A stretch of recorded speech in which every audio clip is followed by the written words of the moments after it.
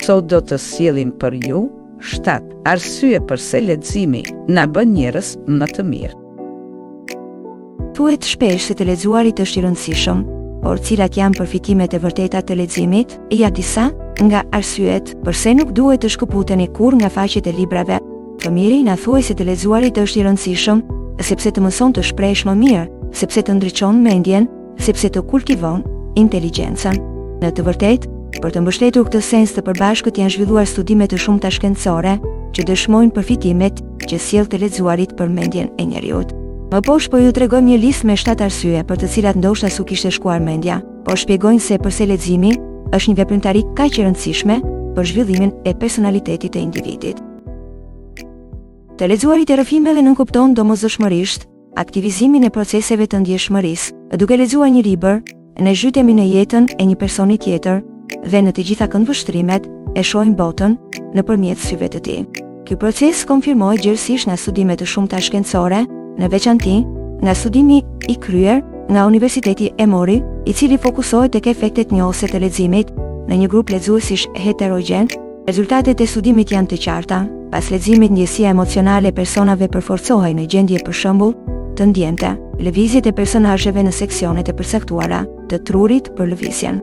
Përmirësimi lidhet me aftësinë e zbulimit dhe konceptimit të emocioneve të tjerëve, një aftësi e rëndësishme për të mirë menaxhuar në brendësi të sistemeve komplekse të marrëdhënieve shoqërore. Umberto Eco ka shkruar një përmbledhje me esej të titulluar 6 shëtitje në pyetje tregimtarisë, në të cilat heton kuptimin dhe rëndësinë e leximit për zhvillimin njerëzor.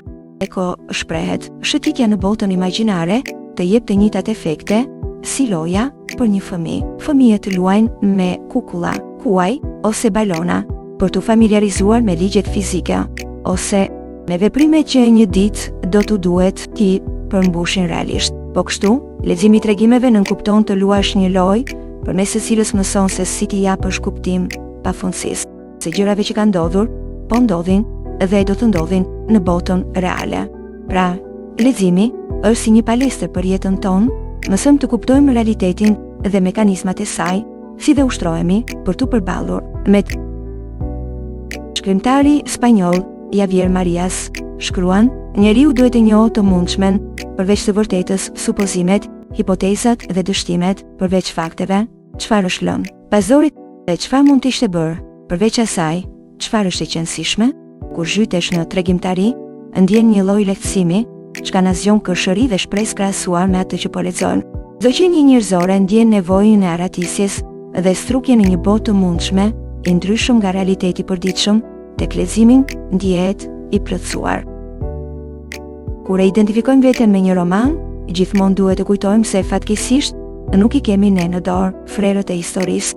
Nganjëherë kjo mund të jetë e dhimbshme ose frustruese. Ndoshta personazhi ynë i preferuar vdes, ose ndodh diçka që nuk e kishim parashikuar, apo diçka me të cilën nuk pajtohemi dot. Megjithatë, si shpreh dhe Umberto Eco, ky është një tjetër mësim i madh që na ofrojnë librat. Të marrim si shembull kryeveprën e Melville, Moby Dick, thot Eco.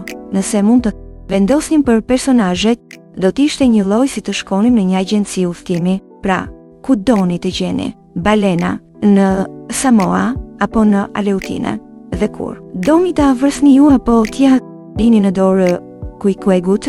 Mësimi i vërtetë i Moby Dick është se balena shkon atje ku ajo dëshiron.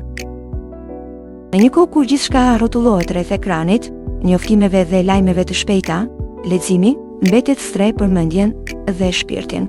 Edhe në epokën e digitalizimit, ai është një nga mjetet më të shpejta e më të fuqishme për t'u pajisur me dije të vërtetë. Kur lexojmë, dalim përtej kufive të jetës sonë të përditshme, udhëtojmë në vende që si kemi parë kurrë, takojmë njerëz të epokave të ndryshme, përjetojmë emocione, betejë, dashuri e histori që zgjojnë diçka brenda nesh. Nëpërmjet leximit, mësojmë të kuptojmë më thellë botën dhe njerëzit, por mbi të gjitha, kuptojmë vetveten. Një libër është një udhtim i heshtur që ndriçon mendjen, forcon kujtesën dhe na mëson të mendojmë ndryshe. Në një shoqëri që ndryshon me shpejtësinë e një klikimi, libri mbetet dritë që nuk shuhet, një zë që na kujton se dituria nuk matet me teknologji, por me thellësinë e shpirtit. Lexo sepse çdo faqe që hap, të hap edhe një botë të re. Leximi nuk është vetëm një mënyrë për të njohur botën që na rrethon, por edhe një udhëtim i thellë drejt vetvetes. Çdo faqe që hapim, çdo fjalë që lexojmë, është një pasqyrë ku shohim një pjesë të shpirtit ton. Nëpërmjet historive të tjerëve, ne zbulojmë emocionet tona, frikrat, ëndrat dhe kujtimet që ndoshta nuk i kishim shprehur kurrë. Librat na bëjnë të ndalemi, të reflektojmë dhe të mendojmë ndryshe. Ata nuk na flasin vetëm për botën, por edhe për mënyrën se si e ndjejmë ne atë botë, siç thoshte Italo Calvino. Të lexosh nuk është vetëm një marrëdhënie me librin, por edhe me vetveten, me botën tonë të brendshme, nëpërmjet botës që na ofron libri. Lexo për të mësuar, por mbi të gjitha, lexo për të kuptuar kush je. Stereotipi më i zakonshëm që lidhet me leximin është se i shet të dashuruarit e librit si subjekte asociale, të cilët i gjejnë stre në librat imagjinar, sepse kanë të vështirë të përshtaten në shoqëri. Nëse nga njëra anë, në pikat e mëparshme, shohim se si të lexuarit na ndihmon në përmirësimin e jetës, të jemi më të vetëdijshëm dhe të ndërgjegjshëm. Nga ana tjetër, studimi i profesor Keith Oatley të Universitetit të Torontos dëshmon se edhe leximi na bën më social. Sipas Oatleyt, të lexuarit na ndihmon të zhvillojmë atë që psikologët e quajnë sjellje proaktive, domethënë sjellje që përfitojnë të tjerët, si ndarja, bashkëpunimi dhe në përgjithësi ndihma në komunitet. Me fjalë të tjera, ky studim dëshmon se leximi na ndihmon të trajtojmë më mirë si veten, ashtu edhe të tjerët,